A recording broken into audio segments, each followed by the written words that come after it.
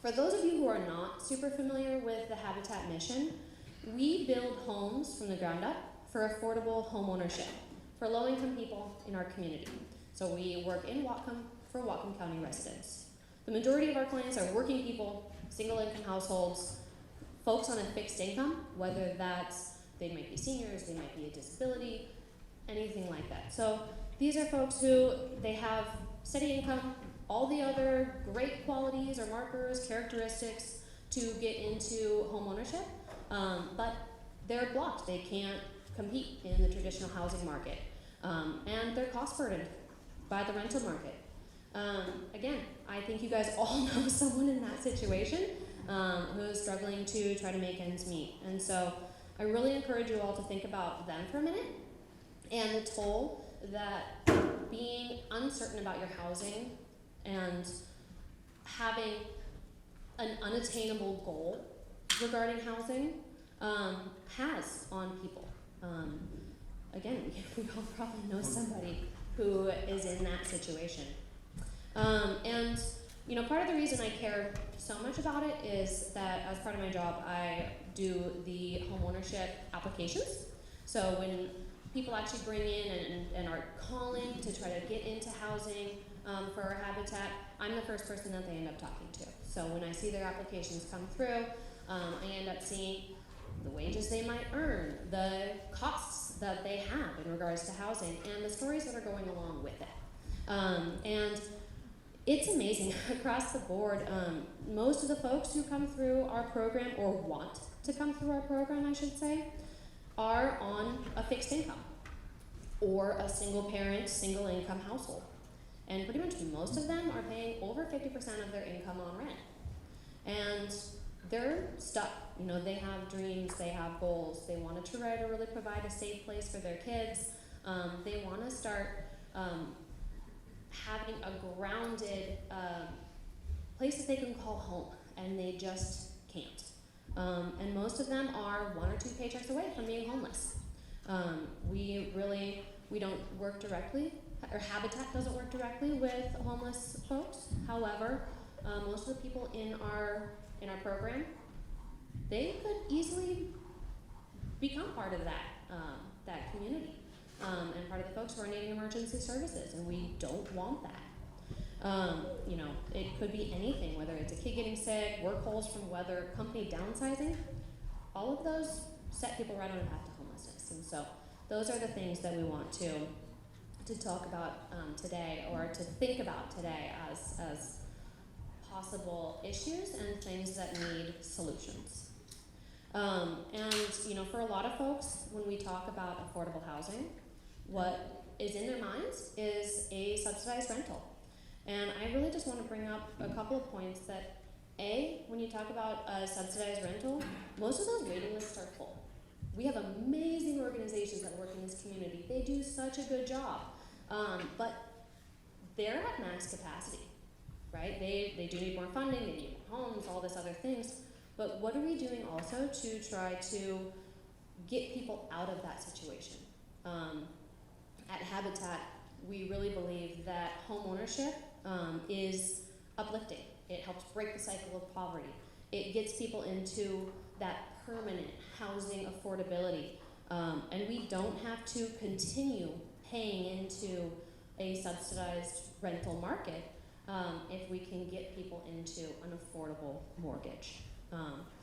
Because in my personal opinion, not an economist, but in my personal opinion, I feel like those subsidized rentals end up costing the community a lot more over the long run. So, yes, as we talk about the folks who are in our program and the folks that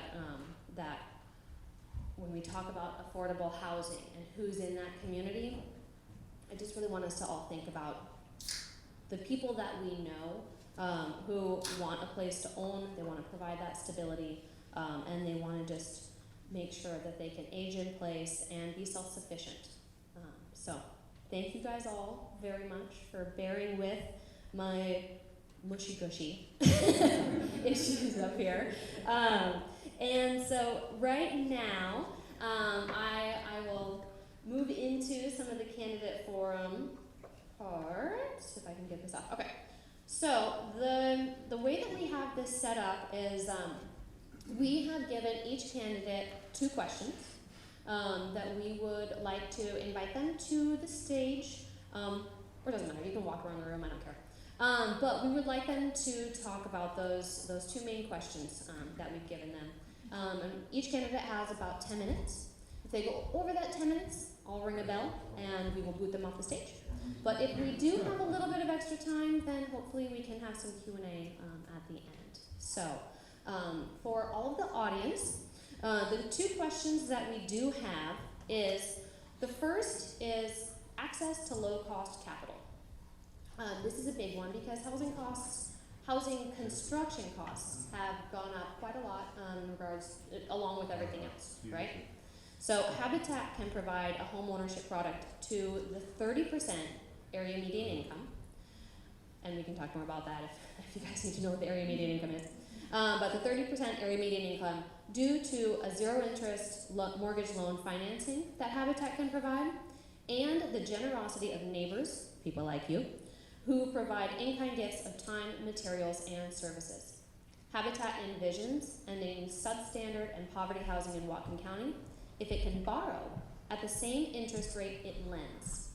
So essentially, if we do not have to pay interest, or if we can pay a reduced interest on capital that we might need to construct townhome or different communities such as Telegraph Townhomes, Mateo Meadows, we can greatly increase our capacity to make a difference in a lot of the lives of these Whatcom County residents.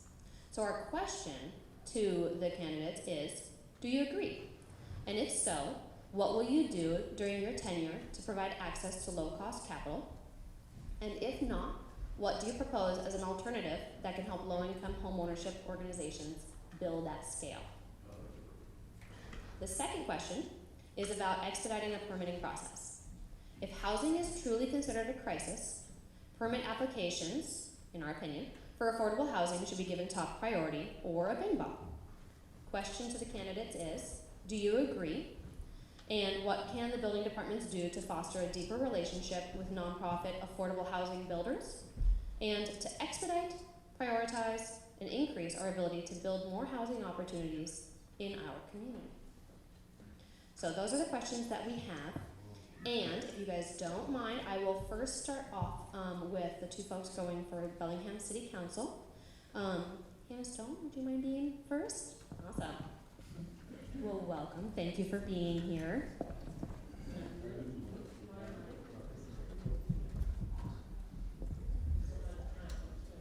And also time. Oh, I gotcha. Just glance at the clock, make sure you don't go over. So good afternoon. My name is Hannah Stone. I am running for re-election to serve as the Ward 1 representative on the Bellingham City Council. And let's see, I've been in Bellingham for 18 years. And I began my service on the council in 2018 with an appointment to fill a vacancy. That was left when Roxanne Murphy moved to Alaska. And then I was elected in 2019. So I'm just finishing up my first term on the council. And I think about the things that Hillary was mentioning that are so critical right now are a lot of the reasons why I feel like these elections are so important, about who we choose to be leading our community and making these decisions and really investments. So as council members and local executives, we are stewards of public funds. And so a lot of what we're talking about here is the fact that the public dollars that we collect through taxes, are your invested dollars in our community. And the need far outweighs, the pot of money that we have right now. And that's why it's so critical that we're going to be, leveraging every dollar that we have to have the broadest impact. So with respect to the 2 questions that Hillary mentioned, the first one, as far as thinking about, capital, and it makes sense. I mean, I think the first question was, do you agree? Yes, I agree that, it's something that we need to figure out how to accomplish, because I think those investments are going to make a big difference if we're able to stabilize, members of our community who are currently rent burdened to extreme levels, as were highlighted. I mean, if you're paying even 30% of your rent, but right now hearing that people are paying more than 50% of their income in rent, really isn't sustainable for anybody.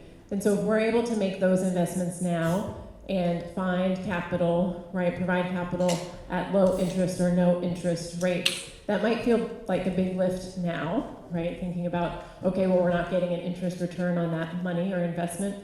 But the reality is that if we're able to stabilize members of the community, right, in a home where they're actually able to pay their rent and sustain that over years, that investment is going to be tenfold in the future, because the things that we're providing right now, like subsidies and assistance, the amount that's needed right now is huge, and we don't have the coffers sufficient to meet that need. And so the focus needs to also be on keeping people in their homes, making sure that we're keeping people who are currently housed, but also focusing on that transition. So when we look at a continuum of housing across our community, thinking about individuals who are currently unsheltered, obviously wanting to move them into housing, right, and off the streets, but then that transitional housing into just some sense of stability to get their life on track, and then hopefully moving towards, right, that end goal of home ownership, which is what is so amazing about the projects that Habitat's able to do in our community and what we're able to build. We were here for this particular event 4 years ago on the campaign trail, and so now looking at Telegraph and the homes that we worked on, I was much muddier 4 years ago. If you go back and look at those pictures, I think I was head to toe in mud. So today, helping to build a ramp at a community member's home out in James Street Estates certainly was a cleanup project, but really satisfying just to know that that individual is going to have access. But thinking about also the work that we do with respect to permitting, right, which is the second question, thinking about the fact that there does have to be a way to prioritize and to really act with intention right now as leaders in our community about the investments that we're making and how we're prioritizing, how dollars are spent and how work is completed within the municipal, right, government and within our city. Everything's a priority. And unfortunately, we can't do everything at once, but we need to make sure that where we're focusing our time and energy is going to result in the outcomes that we're looking to achieve. And so that's why I'm thinking about, there's a lot of different things we have to do at once, but thinking about, the subsidies that were mentioned, and obviously looking for additional funding, but also things to increase the number of units on the ground. So thinking about the implementation of, House Bill 1110 and 1337 that are going to help increase density and make sure that we can hopefully pencil out projects better, where we're going to be able to, increase the number of units and reduce the cost of those individual units for community members. But then looking towards things like inclusionary zoning, right, and other things where we can deliberately say that the market has proven that the market's not going to accommodate affordable housing on its own, right, for our community. It's not going to meet the need. And so for that reason, we have to look at things, policies that are going to either mandate that a certain percentage of developments are permanently affordable for the community, and looking at, when you talk about the permitting, making sure that we're prioritizing, right, in the queue, the homes that are needed, most and are going to provide relief and address the needs of community members that are most at need when you're looking at that continuum. And so I think there's a lot, some of it I feel like falls maybe outside of, our lane as maybe the legislative branch, and thinking about, in the permit office and how things like that are handled might be better answered by the executives. But I think that there are policy decisions, right, when we're looking at our comp plan as a community, how are we going to address these needs? Right now, I, approached by community members who will say, well, you weren't on the council, 20 years ago, so we're not going to blame you personally or individually, but you've been dealt this hand, and we feel like we're here because of decisions that were made in the past. And the reality is that the decisions we're making now, right, are paving that future for the community as well. And so it's really imperative that we're considering, possible unintended consequences, but also how we make the investments where they're most needed and can be most greatly leveraged to provide those outcomes. And so just thinking about service on the council, as a mother, Brad and I, so actually today is our 23rd wedding anniversary. So thanks, Brad. So service, I mean, public service has been in our blood from, I think, our beginnings. And so very grateful for, Brad to come out with all his building expertise today to help on the build. But, we have two kids, 15 and 18. Our son just went off to college. And, hoping that one day he'll be able to come back to this community. But thinking about the cost of, housing and the potential for home ownership. We bought our first home. We've been renters our entire lives until 2014. We bought a very small home and have needed a lot of TLC. I wish we could show before and after pictures, but little by little, as we're able to do the work, making those improvements. And I think that's the investment from community members. I think what was highlighted is that people aren't without because they lack the motivation or the investment to do the hard work. To make that sort of dream a reality, but it is really about opening doors and just providing the opportunity in the beginning. And then I think we'll, see that go a far way. And so having kids really keeps you grounded in how the decisions we make today are going to impact, the future and what our community is going to look like going forward. In addition to my service on the council, I'm an immigration attorney here in Bellingham. I've been for 18 years, and I always joke, well, I guess our current mayor is an attorney as well, but I usually say, I'm not actually a big fan of attorneys. I don't, hang out with attorneys in my, free time a lot, but I do think that we have some, positive assets and attributes that can be brought to this line of, work and service. And so just thinking about that attention to detail, because I believe that the details in this work really matters when you're thinking about the decisions that we're making, in the policy realm especially, and how something on paper is going to actually look, when it rolls out in the community. And so that critical thinking as well, and just looking at, problems from all angles and wanting to make sure that we are coming up with the best solution possible. And I guess aside from that, I know that, we're short on time. I welcome the opportunity to answer questions if there is an opportunity later, but I really just want to express appreciation for everyone who came out today as well, either to participate in the bill and or your interest in, hearing from the candidates today. So thank you so much. We so appreciate you coming out again. All right, the next person up is Jace. I'll hand it over. Thank you. Hi all, again, my name is Jace Cotton. I'm running for the Bellingham City Council at-large position. So you all got to vote for me, maybe in the primary, and but you all get a chance again here in a few weeks. And it means a lot to be addressing folks who are invested in solving the housing crisis, and maybe one of the most valuable metrics, which is sweat. Hopefully not too many tears, but when I'm elected, I'll be the only renter on City Council. And so I feel the squeeze of the housing market every day. And we need to be invested in bolder solutions. If we take the mandate in HB 1220 seriously to plan for how we're actually going to build for the people who actually live here for all income levels, we need to be really serious about all the ways we can empower nonprofit housing developers. Right, like 76% of the housing we build needs to be affordable to 120% lower of area median income, 50% below 50% AMI. We are nowhere close to that, and there are only a few organizations in this community who are set up to do that work, and we need to be doing everything we can to scale those investments. So I think a couple of things that the city should do right away is participate in conversations about what a second home fund should look like. And maybe that should be countywide, and maybe this one should be focused on primarily home ownership opportunities.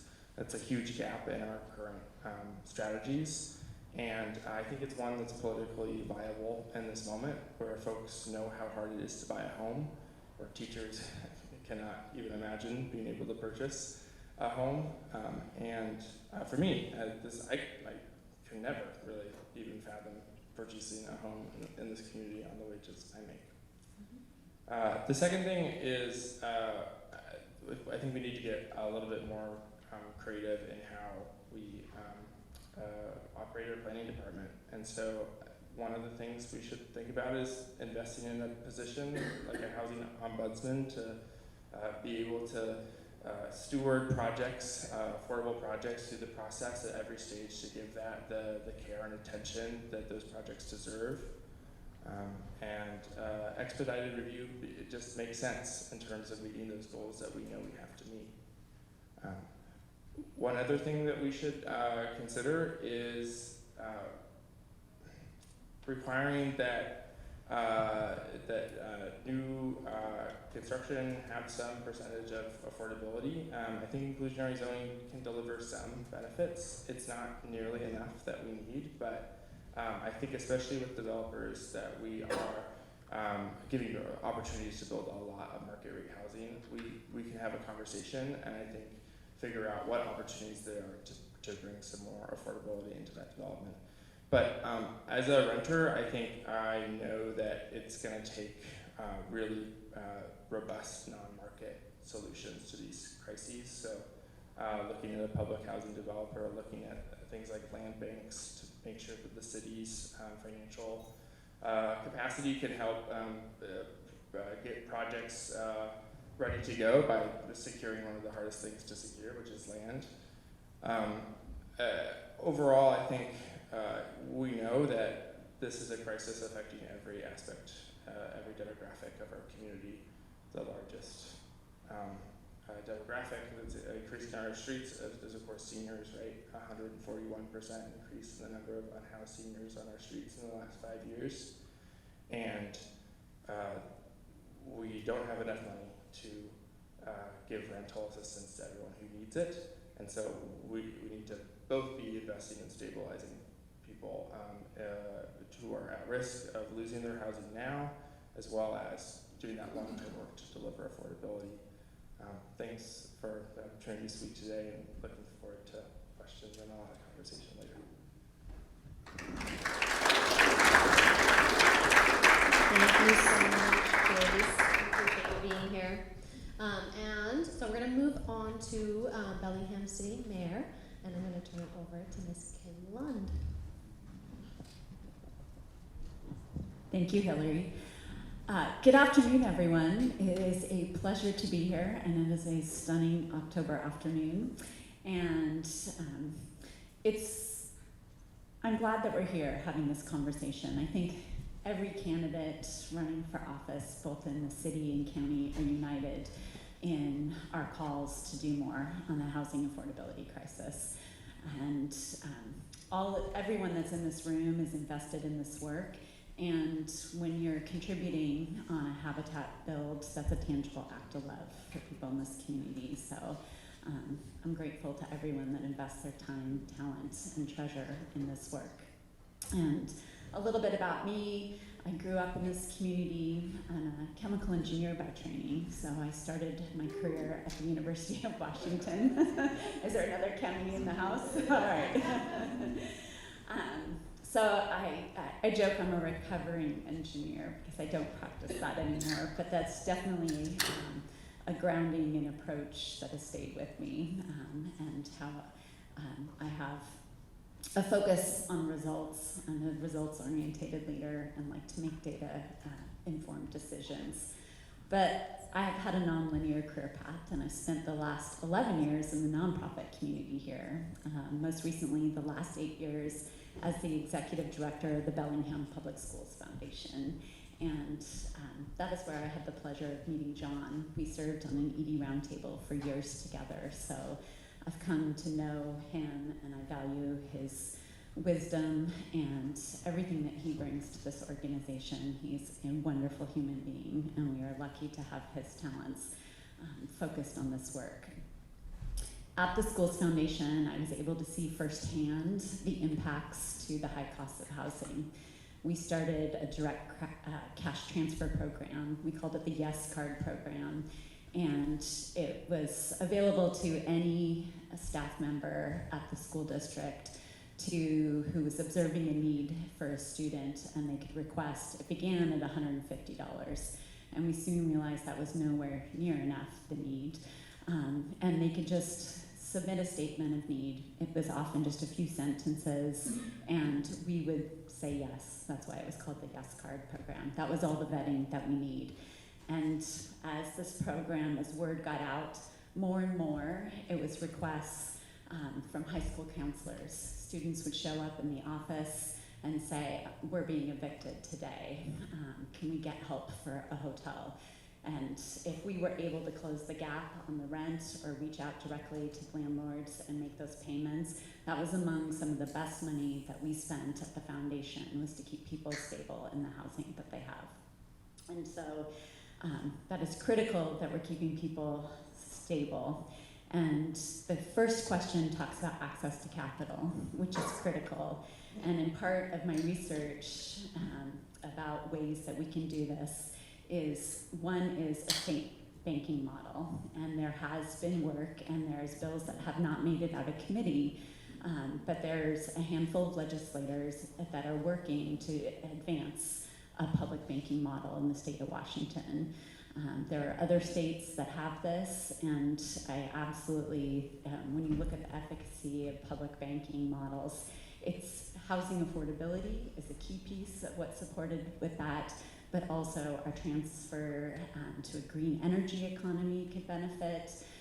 There's a lot of opportunities that could come from advancing that model. So as mayor, I would advocate that we continue to push that work in Olympia as one possible option for low-cost capital. And that's kind of at the 50,000 foot view. And we heard about locally some of the impacts of housing affordability here, but generally across the state of Washington, per capita, we have the third highest housing debt in the nation. So it's California, Hawaii, and Washington. So when people stretch into homeownership, they are stretching to the absolute limits. So it's critical that we do this work. I also think that there's directly things that a city can do. So in the city of Seattle, through I-35, they created a public development authority. So it will have bonding authority to invest in affordable housing. That is absolutely something this community can explore. There are also other innovative approaches. The city has tens of millions of dollars in funds that we're investing in municipal bonds. We are investing reserves into secure investments for the city. And there are communities that are saying, instead of investing in Wall Street or other municipality bonds throughout the nation, we could be investing that. We could become our own bank for projects like this. So that is an option that communities have explored, and one that I think it's time for us to look into as well. So those are some of the direct levers for financing that a city can do, and then I would call for us to explore. The other one piece is our community block development grants. I have heard time and again from nonprofits that are working in solutions to the affordable housing crisis in our community, which we have declared a public health crisis both at the city council and county council levels, that with just Dean Fearing is very candid in saying, if we had $100,000 from the city of Bellingham, we could double the number of homes we're building each year. So, and we are not making those investments in the partners that have solutions and are very close to this work right now. So we need to scale up the investments in the nonprofits doing this work. So all of those things are my answers about the capital piece. And then the other piece was, what can we do as a city within the planning department? And that's actually where I feel like there's the most hope, because that's a lever that a city can directly pull on to make a difference right now. And so we can invest in staff to work through our permitting backlogs more quickly. Jace talked about an ombudsman, or someone who's dedicated to shepherding affordability projects throughout. And I see, I know that the Telegraph project was not perfect. The relationship at times between both Culshan and Habitat and the city they were challenged at moments. And so when the city is not coming to the table and wanting to negotiate on solutions, or we're causing delays, and it's putting at risk the investment in grants that the nonprofit has received, or making it challenging to meet reporting requirements, that puts the project at stake. So when we say we want affordable housing as a community, the city really needs to be a fully committed partner in those conversations. And in part, I think that is thinking about risk, and how, as a city, do we have leadership that is calling for what is the risk if the foundation is poured 6 inches outside of what the plans had called for? Do we really need to be repouring that foundation? If the sidewalk isn't exactly as we envisioned it to be, what is the real risk of, asking for leaving it the way it is versus calling for it to be repoured? So those are, I think that's an overall framework that I think leadership can play a direct role in at the city, that could advance this work and make us more of a fully committed partnership in housing affordability. The other thing that we can do, we can look at Anacortes as a success story. They have a multifamily tax exemption, and they pushed it out to 20 years, and they've had a lot of developers take advantage of that extended tax exemption to create more housing affordability in their projects. So right now we have an 8-year and a 12-year, and we need to push that out because no one is taking us up on that 12-year tax exemption. And so we have a clear signal that we need to do more, and we can. So those are all decisions that we can make. And absolutely, expedited permitting for affordable housing projects should be a top priority for us as a community. So, because I think we need to be thinking about that inaction is inequity in this moment. And just like Hannah, I have a 22-year-old daughter and I have a 17-year-old son. And my 22-year-old just graduated from college. She is now graduated and she is a renter. And her pathways to home ownership are so limited. And I think about what that means for that generation. When I graduated college, I spent a decade as a renter, but I accepted substandard living because I knew there was a connection to home ownership. There was a pathway that I can envision, and that is not the case anymore. So we have an obligation as leaders in this community to be connecting people to a housing pathway. And that's the work I want to do as mayor. Thank you.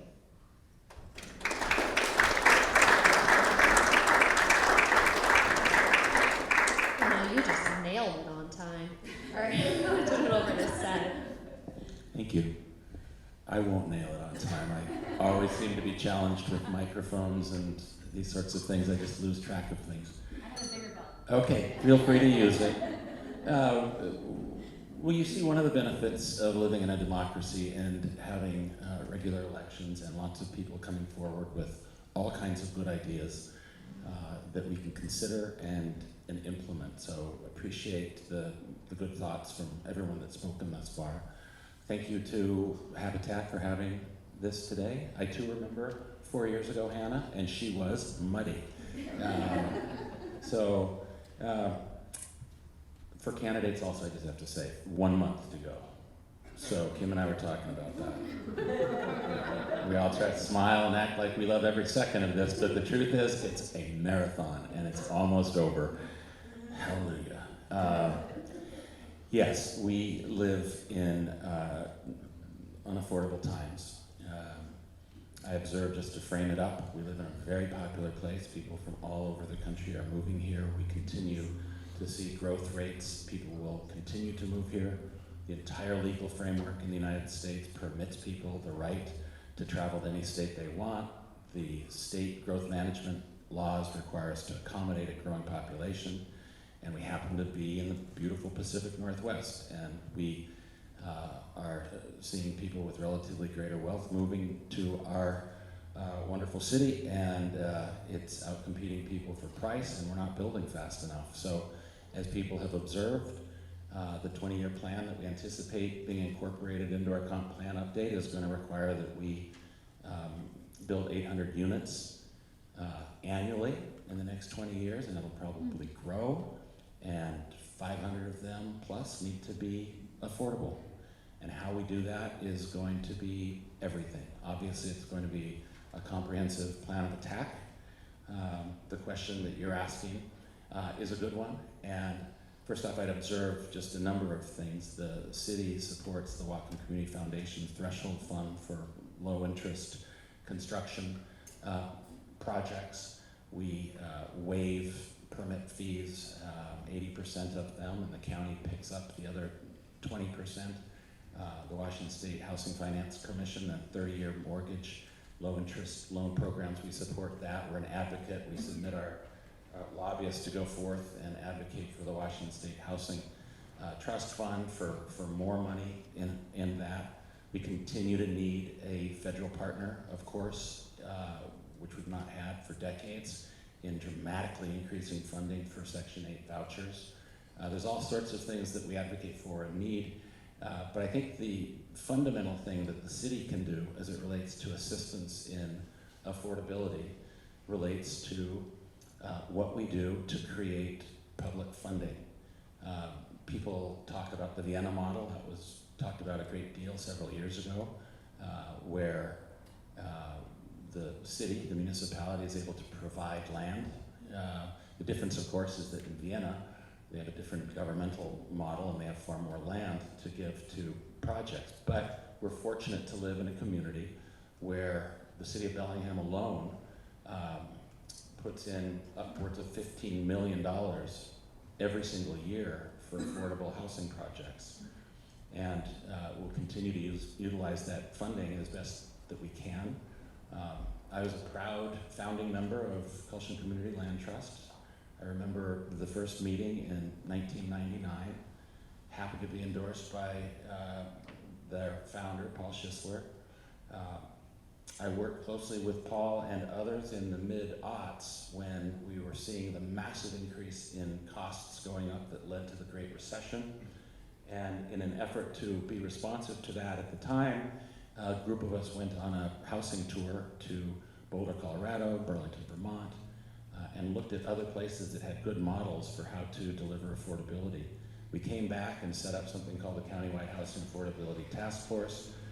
I was the co-chair of that, and we had met 42 times, created a report that still has a lot of good information in it that I think needs to be implemented, and we will. But one of the primary recommendations was creation of a public housing levy, which I then was able to help draft and then sponsor as a city council member, and that was 2012. It brings in millions of dollars a year. So having a fundamental local funding source, I think there's opportunity for Satpal, not to put you on the spot, but I think the county could consider creating something like the city's home fund. That would dramatically increase the pool of money available. So there's a range of things that we can do. We can more creatively use the Economic Development Investment Fund, which was a state-authorized ability to take back more of our sales tax that creates millions of dollars a year. As a county council member 20 years ago, I was proud to vote for creation of that, and that's been another important source of funding. So continuing to find ways to come up with public funding is a primary thing that can assist creatively all the great organizations that are doing this kind of work. On the permit end, first off, during the pandemic, the Great Resignation, staffing problems that people heard about, we were down to one plan examiner in the city of Bellingham. We've budgeted considerably more, and I'm happy to report that we're staffing back up. We've got 4 plans examiners now, and we have authority for another one. Our permit technicians are staffing back up. We're creating a business and permitting analyst that might be somewhat similar to the idea of the ombudsman that was referenced, who are going to be dedicated to channeling and observing whether or not we're in compliance with our various performance measures. So we're hopeful that that's going to assist. We're seeing a reduction in the review times. So that's a function of staffing, and we'll continue to work on that element of it. We're also creating a program for expedited review for affordable housing projects. That's something that our planning staff has been working on. And what it will fundamentally do is identify, it'll review a affordable housing proposal. It'll be reviewed by staff and given a stamp. You talk about the bin bump. This will be a process of allowing for the bin bump. It will mark a particular project as a priority, and it'll take it up in the queue, and it'll get quicker processing. So those are some thoughts. What minute am I at? I've still got some time left. Well, you know what? I will just I'm very proud of the work that I have done as it relates to increasing funding capacity. If there's one thing I will review in my older age, when all of this is in the rearview mirror, it will be my involvement in helping to increase funding for all kinds of things. I was the chair of numerous greenways levies in our community that's brought in over $100 million for parks and trails. I was a proud member of creating what's called the Transportation Benefit Improvement District, which is now called the Transportation Fund. I was on that committee that brings in millions of dollars for multimodal transportation in our community. I was one of 3 sponsors on a 4-3 vote in the county council in 2008 for creating the mental health sales tax that's brought in millions of dollars for mental health efforts. I was the founding sponsor of the Home Fund, which has brought millions of dollars into our community for affordable housing. I was the sponsor of the water rate that increased the water rates, $7 to add to create a surcharge for investments in Lake Whatcom. So I think that is the most important work we can do, is help with increased funding to address problems in our community and address opportunity for improvements. So thank you for having me. Thank you so much. All right, so we're going to turn it over to the county. So Ms. Hannah here is running for Whatcom County Council. Yeah.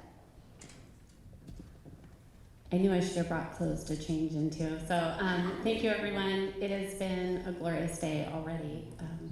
It was such a pleasure to help Agnes and her daughter clear out some gnarly blackberry bushes. So I want to take a few minutes just to share with you a little bit about my background. My name is Hannah Ordos, and I'm running for Whatcom County Council at large. I grew up in this beautiful place that we call Whatcom County. I graduated from Nooksack Valley High School, so I was a real county girl. And then I told my parents that I was gonna never go back. I was leaving this small town, and I got as far as Bellingham. and there I stayed for another 25 or so years. I graduated from Western Washington University, and just actually recently moved back to the property that was owned by my great-grandparents. So I'm getting to go through this permitting process that we've been talking about. But I want to share with you a little story. When my parents got divorced when I was rather young, I spent the rest of the time growing up with my mom. And we lived in some pretty interesting places. We lived in some apartment complexes that had mold issues, and there was even a period of time where we lived in the foothills and we didn't have septic system. It was difficult, and so though I can't compare my experience to what we see here in our community, it was some challenging times. But I do remember in high school when my mom was an LPN, so if you've been in the healthcare field, you know that's a position that doesn't pay a lot of money, but it's a lot of work. And there was a period of time where she earned enough money and she was able to put a down payment on a trailer. And so I actually just went by Cedarville Road not too long ago, and that old trailer is still there. But what that meant was the difference in her demeanor as a single mom. The pride that she had in that little piece of home ownership, and what that was able to do for me as an adult. As I went to Western, I was faced with some choices, and I worked 3 jobs, and I had an opportunity to earn enough money and be able to get my first little 600 square foot condo. And I share that because it was the pride that my mom had in her ownership that caused me to think about those things as a young adult. And I was very, very fortunate to be able to take that step. And then that step over time led to the next step and led to the next step. And now I have the honor to be able to look at the possibility of building my own home. It's that type of ownership and being able to participate in that is something that I have concerns about, and Hannah shared it and Kim shared it. I have a 12-year-old, a 16-year-old, and a 22-year-old, and I think about how their opportunities are different today. And then I think about organizations like Habitat for Humanity and what they're doing in our communities for affordable ownership and what that can do to one generation that stems on to the next generation, the next generation. So I think I share this because your questions that you asked. Yes and yes. As someone who wants to be of public service, of someone who wants to see my children and your children and hopefully our grandchildren be able to find a little piece of ownership so that they can take that pride and that opportunity and hopefully pass it on forward for forever, for as long as we're here, is something that's important to me. So, do I have the answers? I don't know if I could come up with anything more exciting or creative than the people up here before had said, and we only have a few more people left, so you guys stay awake for just a few more moments. But what I can tell you is my approach to these situations. As being a member of county council, hopefully in the future, I would want to come to the table. If we have barriers between people who are doing the work that I got to participate today in our local government, I want to bring those people to the table so that we can honestly and openly talk about those barriers and ask the question, if this is our priority, and everything is a priority, then what do we do to make this priority happen? And then be really honest about the trade-offs. I had an amazing conversation with someone today, and I appreciated the perspective because it validated mine. There is no easy answer. There's no quick fix. There's no one piece of legislation that's going to change it. There's nothing magical that I can do in county council that's going to fix it all. But what I can say is that if we have good people together doing the good hard work, we have a community that I think if they knew more about what you are doing would want to help you do this good hard work. And we had a local government that was fully invested in doing what they could do while being responsible with taxpayers' money and being thoughtful about how we execute things, then I think that we can make good things happen. Because I have a lot of crazy questions about our federal government and what goes on at a state level, but I do have a lot of faith left in our local government when you get good people that are invested here coming together for really good solutions. So I know that didn't specifically answer the questions because honestly, I don't have a good answer to those questions. And I try not to make promises that I can't keep. But I can promise you that I'm fully invested in some of the same things that we talked about here today and the things that we care about.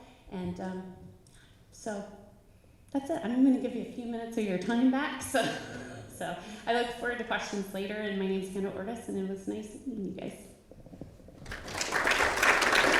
Thank you so much, Hannah, for coming out with us today. All right, we're going to hear a little bit from Mr. John Scanlon. Hi, everyone. Thanks, everyone, for coming today, and for folks who had a chance to volunteer this morning and will volunteer throughout the rest of the day. I remember my first Habitat build that I went to. It was 25 years ago this fall. I was a college freshman. I went to college in Atlanta and got involved with Habitat there, joining some builds in my community. I learned a lot more about the organization.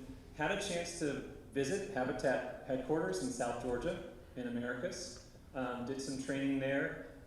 Went over next door to Plains, home of former President Jimmy Carter, and had a chance to meet President Carter, who's been such a champion for this organization over the years, particularly in his post-presidency years. And when I went to college, Jimmy Carter is an honorary professor at Emory University, where I went, and where Hannah and Brad's son is attending. And so I had a chance to ask him, you know, about some of the work he's done in housing over the years and learned a lot from him. Later that next summer, I joined a trip with Habitat in my university to go to South Africa. We were there for 3 weeks. We spent 2 weeks in the community outside of Durban building homes with the community.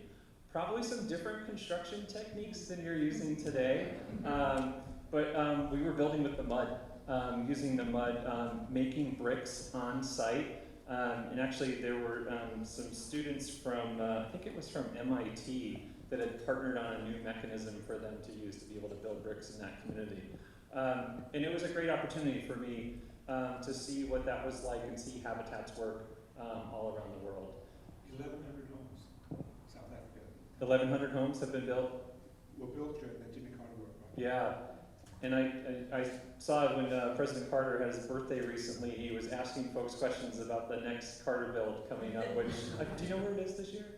It's in Charlotte, North Carolina, just within Charlotte. So that was a great early experience for me, which then inspired me to go and embark on a career of policy work. And the focus of my work over the course of my career in public policy has been on reducing poverty and inequality.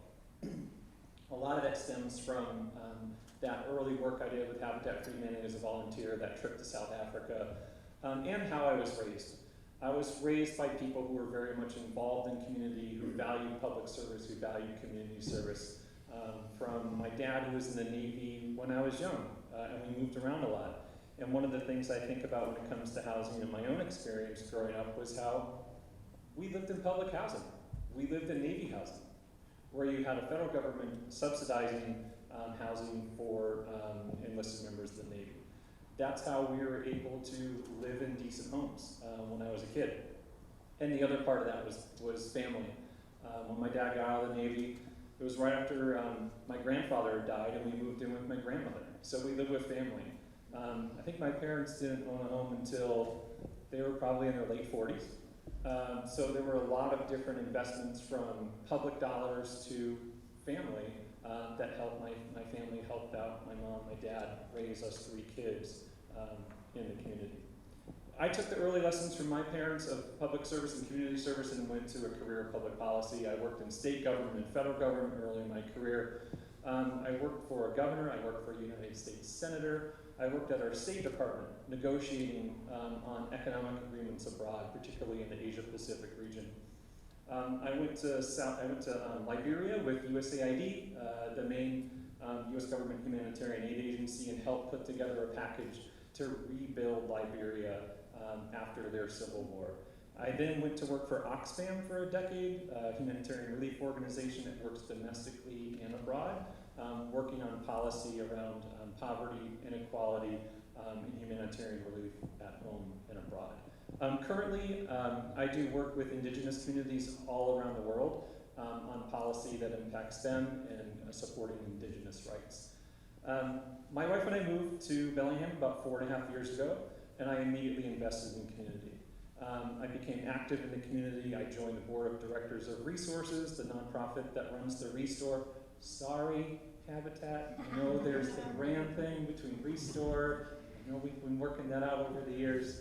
But it's a great organization in our community. I've been involved with them. Mayor Fleetwood appointed me to the Community Development Advisory Board, which helps advise City Council and the mayor around investments in affordable housing and homelessness services in our community. So a lot of the programs in our city that have those public dollars usually come through CDAB, as they call it, to advise on those different programs and projects. And so taking that forward, when I learned that Carol Frazee was not going to run for re-election, I decided to go for it, because I've been involved in the community, been involved in public policy my whole career. And housing is one of my top priorities, and it is so great to see this being true, as someone else mentioned earlier, that so many candidates running this year are talking about housing and affordability of housing. So on the 2 questions around finance and around policy issues, I agree definitely on the finance side, and I'm interested in learning more about what some of those barriers are that you're seeing in our community to be able to provide more of that type of finance that you're able to look at. I think there are other things we can look at as well. Many of those were mentioned today. I really like the idea of a county-wide home fund, and spent time earlier this week talking with some of the folks who are potentially looking at putting that on the ballot in the next few years. There are a lot of different potential ways to finance something like that, looking at some existing funds that we already have, to potential changes coming up in the legislature. This past year, the state legislature was looking at the idea of making some changes to the real estate excise tax. So in state law, there's a real estate excise tax where counties and cities can have an affordable housing fund. And when they wrote that law, it only applied to San Juan County. And so what they're trying to do is how can they change that law so that then other cities, other counties can access that fund. So for example, in San Juan County, I don't know if anybody remembers a few years back, but Oprah bought a house on Orcas Island. Remember this? Never lived in it. I think, you know, the price of the house went up something like 4 or 5 million basically sitting on it. So when Oprah sold her house in Orcas, a certain percentage of those funds went into an affordable housing fund in San Juan County. And that's the type of thing that we could do if the legislature changes the law.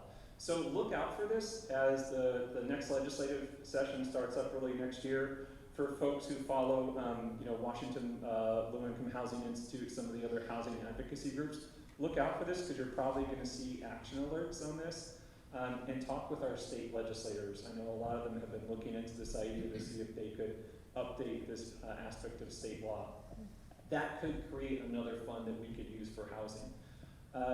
I really like the idea of land acquisition. I mean, I think that's something else that's such a big barrier when it comes to financing is acquiring land, and cities and counties potentially do have some ways to do that. And there are so many other things we could look into.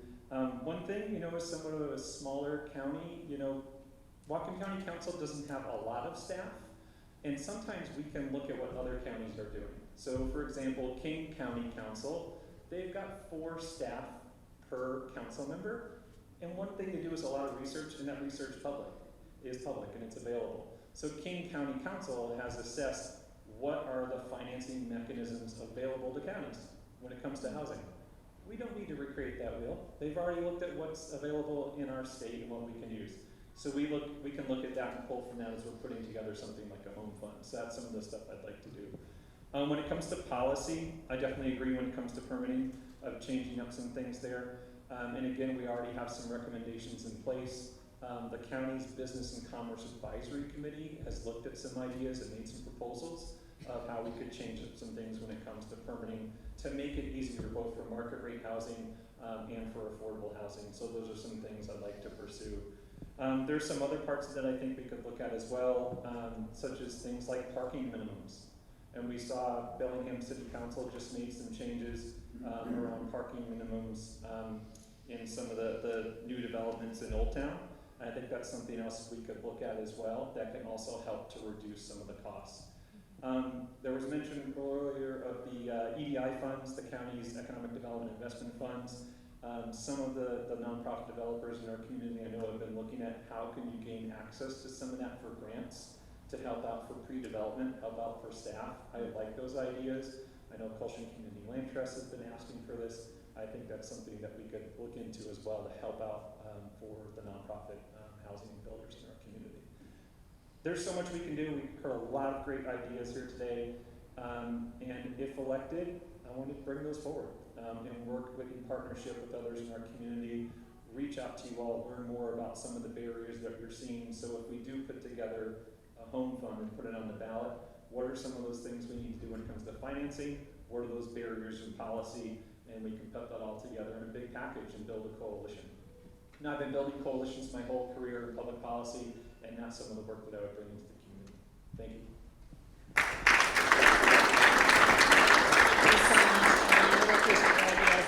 All right, we're going to turn it over to the last person for the Whatcom County Council, Mark Stremler. Thank you. Well, what a great day this has been so far. Thank you to everyone for the lunch and for everyone else up here speaking. And like I think Seth Fleetwood said, there's a month left in this this campaign season, and this is my first time at this, and I tell you, I have learned a ton. and it has been interesting, to say the least. So my wife and I went out, and one of the projects for today was removing some bushes, but to beware of one that had a bee's nest in it, to maybe just stay away from that, right? So we're like, well, we didn't know what to expect, but we got out there, and we got all the other ones out, and here's this one left, right? And the bees are kind of humming around. We're like, well, we don't really want to leave this, incomplete, so we start chopping at it a little closer and closer and spraying the bee spray. And finally, we had the whole thing out, so they didn't beat us. It was a good morning. So let's see, who am I? So Mark Stremler, I'm 59 years old. I'm married to my wife here. She is almost the exact same age as I am. We both grew up in Linden, in wonderful homes, and we got married our senior year in high school. That was 41 years ago. So, yeah, it's pretty awesome, 41 years. We have 4 of our own children. They're all married. They all live here in the county. We have 8 grandchildren. They all live, obviously, with their parents in the county. And we had a season in our life where we were licensed foster parents for the state. And I think that was about 12 or 13 years that we did that. And our youngest daughter, we adopted through that whole program. So that was a pretty good season in our life. So in my working years, I grew up on a dairy farm in Linden. That's where I was born and raised, and eventually owned it with Sherry and with my dad. And those were good years. I'm so appreciative to my folks for teaching me how to work. They always say, if you want to get something done, just ask somebody who grew up on a farm. Because there are literally no excuses, right? Like, if you know anything about dairying, you got to get up in the morning and milk the cows. And it come afternoon, you got to go milk the cows and feed the calves. And there was literally no excuses that cut it. So that's where I learned to work. And I plan on taking that work ethic to the county council to represent. And so after dairying, then I moved into general contracting in the county, and did that for another about 12 or 13 years, and got to know a lot of great people around the county. And now I am at Whatcom County Public Works, not planning and development. Don't throw me in there. I'm in M&O, which is maintenance and operations, and I operate equipment and drive truck and do whatever needs to be done out there. So there has been a lot of great ideas talked about here this morning. The one thing that kept ringing through my mind as we were talking earlier here is, I know a former president once said, "I'm from the government and I'm here to help." Those can be scary words, because how many programs has the government come up with that are a huge success? Can anybody name a few? There's not many. So when we start to look at the government to solve problems, good luck with that. There are so many great people in this county who have succeeded at what they've done.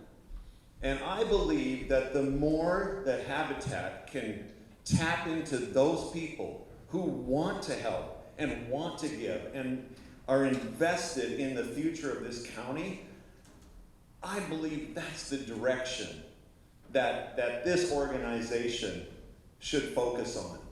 Because my fear, which I'm not fear-driven at all, but do we want the county more involved than what they are already? Do they need to become involved in the finance and have a say in what this organization does? I don't want Habitat to lose who they are. This is an amazing organization, and I'd hate to see that changed. So when it comes to finance, I would urge you to reach out to those people who maybe they're just waiting to be asked to be a part of the program that goes on here. The second part of that question, and these are all they're all kind of tied together. So my wife and I just got done building a home right here in the county. And when we got done, it's a shame, but I said to myself, I'm like, we will never do that again. We will never build another house in this county because of the challenges that we had along the whole process. And I think probably Habitat experiences some of that too. So not only are there challenges, there are financial issues that come along at every step of the way too, that affect the affordable housing issue, right? And when your car isn't running right, and you go to the mechanic and he says, you know what, it needs an overhaul. I think there's some overhaul that needs to be done in this county. I want, and I think all of you want, when you go to a planning department, I want them to say on their side of the counter, how can I help you? And truly mean it. I kind of wonder if that's what it is right now. I can't say I experienced that when I built my home. So could there be an opportunity for some overhaul in that department? Absolutely. Absolutely. I'd like to get behind the scenes and say, what's your mentality back here?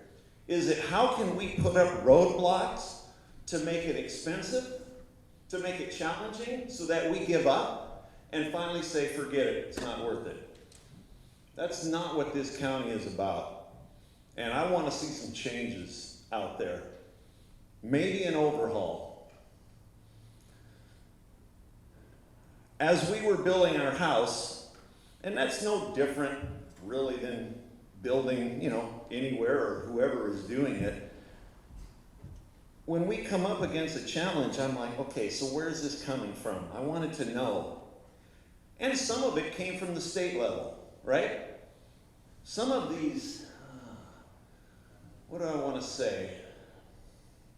Extreme regulations and codes that nothing but cost me money. And I know that it's costing Habitat money, which is costing the eventual homeowner money. Well, so much for affordable housing. I mean, there are some things that are way out of line.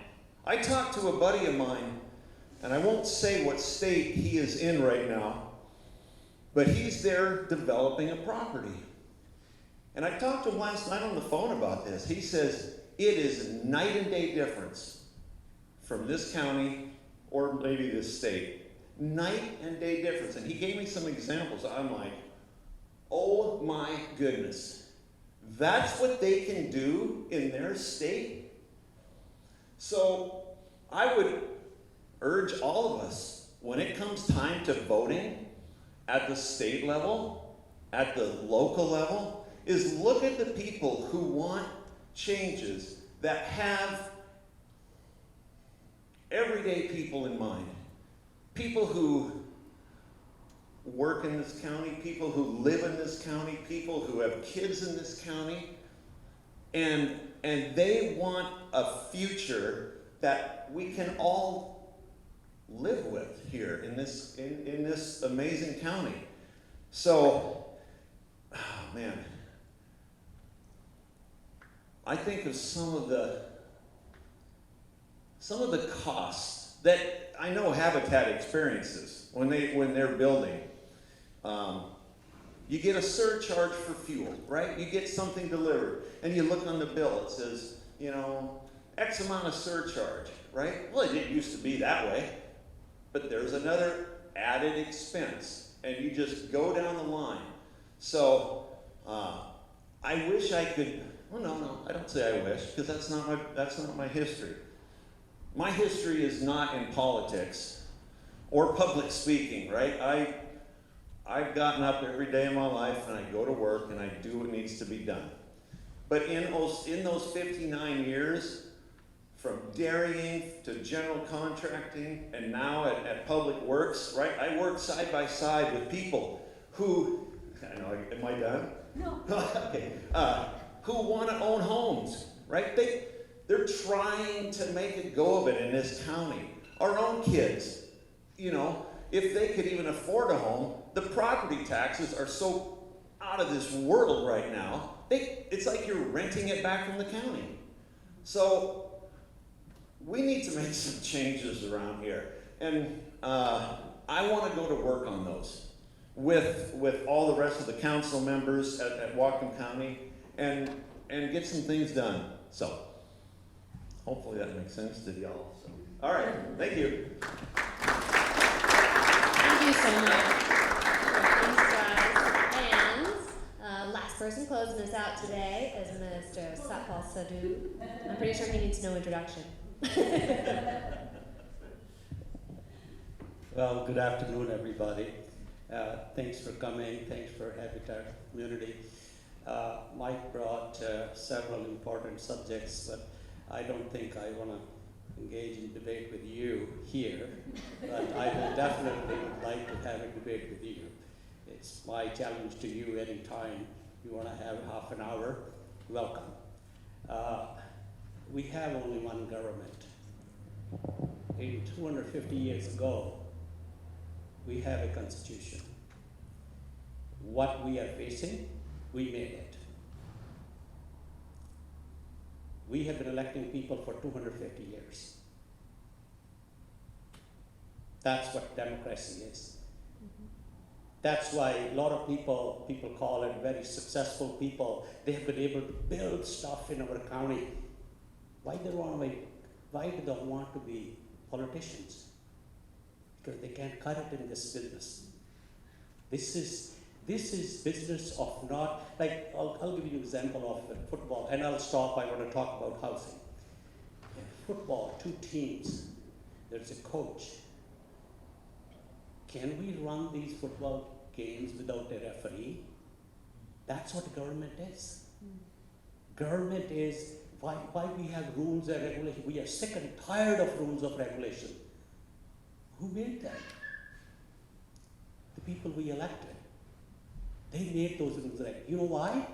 Because some people were not playing by the rules. When you have 2 teams, do you know, even a football team, they have like 5 referees, because they used to have 1. But then they thought 1 is not enough, you can't check out everybody. So we had 5. So if we say, throw the referees out, and we can all be successful, it's a dream. Okay, let's talk about housing. I just saw a chart at Habitat. It says 2/3 of the people are who can afford housing. 1/3 of the people are not. So if you look to your left and look to your right, one of that person is struggling. One of that person is struggling. Can't they have a house? So when we do programs, cheap capital, fast permitting, and other things that we want to do, it's great thing to do. But that's not how we will solve the housing problem. You know, in our county, we build 300-400 affordable homes every year, and we need like 2,000-3,000. It's great. I look at it. I encourage. We just have a project for Habitat in Everson. County put in $500,000. We sat down, talked about it, went to the council, convinced them. that this is a good place to put the money in. We had 1590 program, which is for housing from the state. City wanted to do that, and then only Bellingham will get the money. And we thought, no, we should do it countywide. And we went ahead and convinced the council to go along with the city and do HB 1590, we do that. We have 1406. I mean, don't forget about numbers and things that don't mean anything, but mean is that we have the programs established in our county to help affordable housing. You know what we need? We need community housing. Until we have 40% of housing can balance the market forces, why is a house cost $700,000? Because there is no competition. We should learn from Europe. We had the Martian Plan as the United States built them because after their devastation in Second World War, because they have 30% community housing, means that those housings are affordable permanently, so that's the balance. Another thing is we need a vacancy rate of 6 to 7%, because everybody's not going to buy a home. I'll tell you that. There will be rental units. But rent is unaffordable. We just keep talking about owning the house. Everybody's not going to own the house. So even that market, there is like 0% vacancy rate. Same thing is a number of housing units available. So how do we do that? All the land we have now has a hair on it. People, when we talk about that it takes long for permitting, there's a reason behind it. I like that reason you said there's a culture of no. I agree with that. I've been trying to fix that culture of no for the last 3-4 years. Of course, COVID really put a monkey wrench in there, and we were not able to do that, and Mark is right.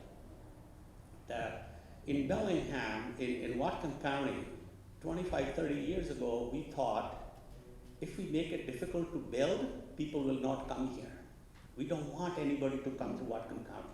And that was the mechanism. Make it hard to build, people won't come. That's not how it works. People still come. And they keep coming.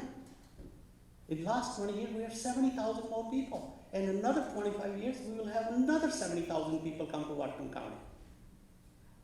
So that's not how it works. So we need to change that culture. But it doesn't mean that's the only way that they get up in the morning, say, whose life am I going to ruin today? They are just like you and me. They're employees. They have kids. They can't buy the house. They cannot buy a house for the kids. They are just people like you and me that live in this county. They don't fall from somewhere. They came here to make us miserable so that we tell you go work for planning and development services because you're going to make us miserable. They're among us, but they have books. They have rules. Who made those rules? We want to take those rules off? We can. Now, what has happened is all the buildable lands in Whatcom County, and by the way, you go any other county in Washington State, they have the same thing. This is not unique to Whatcom County. Every county has the same thing. What has happened, the environmental regulations are there. We happen to be, us and Skagit, that we are close to the ocean and the mountains, and we have a lot of wetlands. And those rules are either we have critical area, shoreline, wetlands, all these things, buffers. We have all these 4 or 5 things. So when you go, there is no 5 acres in Whatcom County that you can just go get permitted to go build a house within 60 days. Because everything has a hair on it. And that hair have to be settled. So I'm proposing that we should build a 1,000-acre wetland bank so that we can build where the cities are, where the infrastructure is, and mitigate off-site somewhere else and make everything easier. It takes 10 years to build a wetland bank. But if we had started 10 years ago, we would have one today. So I'm not waiting for 10 years. We have actually had started. Bellingham has already 200 acres. And government, we When we get permit for government, we have to go through the same thing. It's not that if county is going to build a bridge, that they just have a pass, we're gonna go just build a bridge or build a building, and they just don't need it. We go through the same thing. So collectively, yes, we need to work on it. On the money side, where people have come with proposals to me that we should give money as a down payment help. Suppose there is a house, even affordable house, they don't have help. We cannot do that. That's gifting of funds. If the 30 people come in and we give them $50,000, $100,000, that you go make your down payment with this money, what about the rest of them? We can't just take your tax dollars and benefit certain people. But what we can do is help, like Habitat. They wanted that buy the land, which is for certain purpose. We gave money to the city of Everson. Okay, you need to build a road or sewer or other infrastructure. Yes, we should do that. We did this for Cultural Land Trust just last year. It came to us that we have 10 acres available for affordable housing, 100 some units, but they don't have money to buy the land. And if they will take 5 years to buy the land, but to get the money together from HUD and other government programs and everything, and by the time the owners are not gonna wait and the land is gonna be sold, and it will be 2 or 3 times the price. So we sat down, worked the program, what would be the best possible, so we're not gifting funds, went to the council, got the approval, we put $2 million, we bought the land, and we told them, when you are ready with the money, we'll give you back the land with $1. I have more minutes because they were the listeners. I'll take 2 more minutes. 2 more minutes. I won't take that long. Sorry. I just wanted to say, solutions are here. It's not that Whatcom County is terrible, no. Or Whatcom County government is terrible, no. If the government is terrible, then all the government is terrible. We have only one government. We need to stop bashing our government, but make it better. Make it better.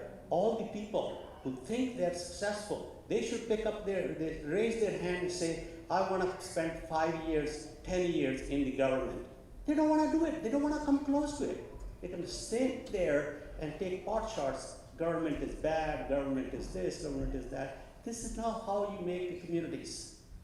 You have to be part of the community. You have to become part of the government to make it better.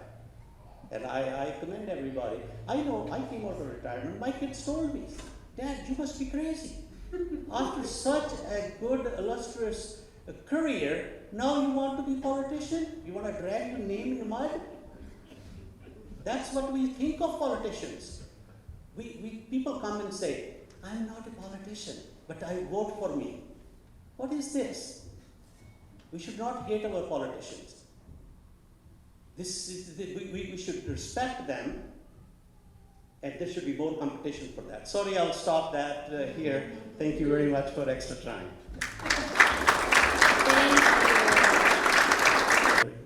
Again, I just want to say, again, thank you for all coming out today. Really enjoyed the exchange of ideas, and I hope that we can move to implementing some of them sooner than later. I did feel like I needed to clear some things about what Habitat believes in. And that is that Habitat strongly believes in a handout and not a handout. And so I don't want anyone leaving today that Habitat is looking for handouts. Yes, we would love to use the Restore name, but it's a branding issue, it's not a community issue. We're very happy to have the Restore here and support the good work that they do. But what we use the Habitat store for is it strives first to cover our operating expenses so that when someone donates to Habitat, that it goes to support our mission. So I think that's really important. I think that staffing is very important for us, and if someone said we had $100,000 to support a staff position, I wouldn't turn it down. wouldn't do that at all. But I think, and it's part of what I heard, is that is that we as an organization, I think, want to be very careful about partnering with government, not because we see it as an enemy or anything like that, and that, but we want to have that resourceful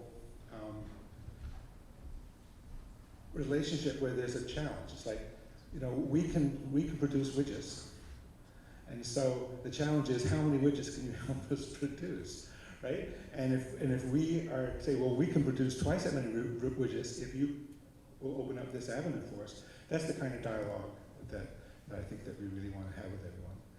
And the other thought that I wanted to leave with everyone, and we are so proud of the work that we did over here at Telegraph Road. We're proud of the work that we're going to move forward there and also in Everson. But frankly, as Kim pointed out, it was a huge struggle. And it's not just government, there was just a lot of things that went into that.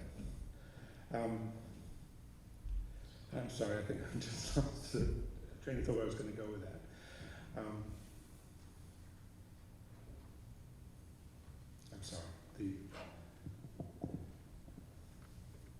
The important thing, I think, is that, I think Mark picked this out too, is that we really want the community to come together and come up with solutions. And now I remember what it was. This is very important. Is that with a lot of the subsidies that are available, at Telegraph Road, those subsidies actually didn't work very well for that 30% AMI. So again, for those who don't understand what it is, that AMI is the area median income. And so it seems to be a cultural thing that people don't believe that someone that is that poor is a good homeowner. And if you look at statistics, Habitat for Humanity proved in 2008 and 2009 across the country, when people started defaulting their mortgages, is that Habitat had one of the best default rates in the country. And the reason why that is because our product is affordable. It's got nothing to do with the homeowner and whether or not they would make a good homeowner. Because if you spend 500 hours building your own house, you know how to work, right? You know every corner of your house. And so when we partner with government, please think of that 30% AMI homeowner and make sure that it works for them too. You don't layer a lot of things that makes it impossible for that to happen. And then the other thing that, that I think has been the biggest is that in the permitting process, there's a certain level of discretion. And what I've asked is, if you were making this decision for your mom, what would you make? Okay? I think you know what the answer would be. It would be, just get mom in a house, because without that safe place to get up every day and start your day, there's no future for you. Again, thank you for coming. I'm glad you were here. Enjoy the debate, and good luck to all of you.